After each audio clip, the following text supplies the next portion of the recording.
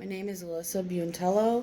I am doing this I believe speech about teaching kids to use their voice.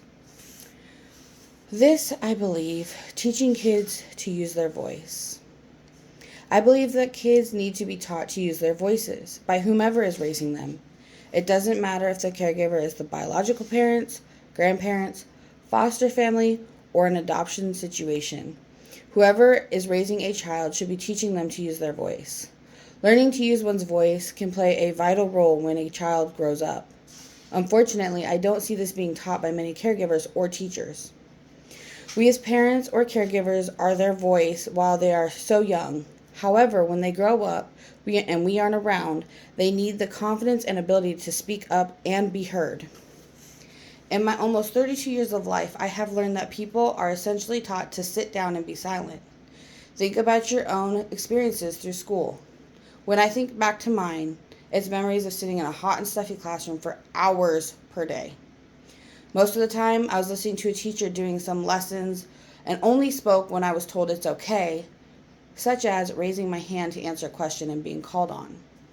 Recess was the only time that I was really okay because even at lunch, we were told to keep talking to a minimum. Following school, I rode the bus, and it was the same thing. We were told to sit down and be silent by the bus drivers. Now, I'm well aware that not everyone has the same life experiences as myself. My experience was sit down and shut up, and kids are meant to be seen, not heard. I was beaten for talking out of turn or for telling on anyone. I was silenced out of fear and because it's simply what was expected. Personally, my parents didn't teach me or my siblings to have a voice. We weren't allowed to have an opinion or disagree. We also didn't have anyone being a voice for us. Nobody set an example of what it means to have a voice and to be the voice of someone else. Inevitably, this had its lasting effects. As a mother, I have changed this pattern when it comes to my babies in an attempt to teach them what I wish someone had taken the time to teach me. My children are being taught that having an opinion is okay. Disagreeing is okay. Voicing a concern is okay. They are also being taught that they need to say these things in a respectful and appropriate manner. I don't silence my kids. I encourage them to say what they are thinking and feeling. When the words they say are a little too colorful, my husband and I teach them that a more appropriate way to express those feelings. I believe that the most appropriate phrase I use to explain this is, children are just little people experiencing big people emotions. In situations where they are not able to be their own voice, they know that they can come to me and their father and we will deal with whatever the situation is. If I were to silence them, I would be doing them a disservice. The biggest issue that is commonly connected to silencing children is mental health. Emotional suppression and not being allowed to express themselves has been linked to issues such as borderline personality disorder, anxiety, depression, and many other things. I personally suffer from BPD, anxiety, and depression, and a lot of other issues from being silenced. Issues that aren't mental health that can be a result of the inability to use one's voice is being passive, having stage fright, and not sticking up for oneself. Again, I suffer from these issues, and though I am no longer passive and I can stick up for myself, I still have crippling stage fright. Most millennials and Gen Z that I know were raised in a comparable way and have some type of lasting effect from it. I am a millennial, and so is my younger brother, so we were both raised the same. My husband is Gen Z, and so was my mother, and both have made the statement that they too were raised to sit down, shut up, and that kids are meant to be seen, not heard.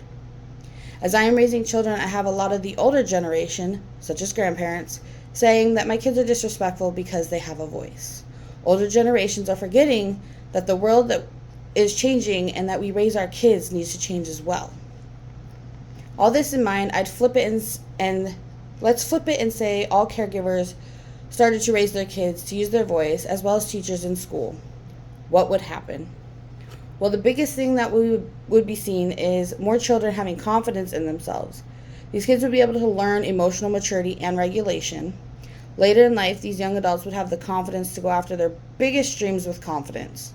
I also believe that bullying would go down significantly. Let's face it, bullies hate people who stick up for themselves. Careers that require public speaking would no longer be out of the question due to stage fright. And I think the most important thing that would change is the number of unreported assaults would go down. Teaching children to have a voice and being a voice for them when they are too young stops predators from getting away with the crimes that they commit. This has become such a big issue in the last few decades that they have shows about it.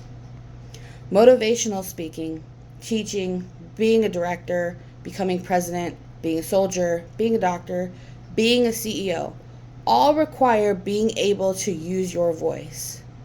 We set kids up for failure by not teaching them how to use their voice and guiding them in the appropriate ways to do so. My oldest son's biggest question was, what if I say it nicely and someone gets offended? I told him, let them be offended.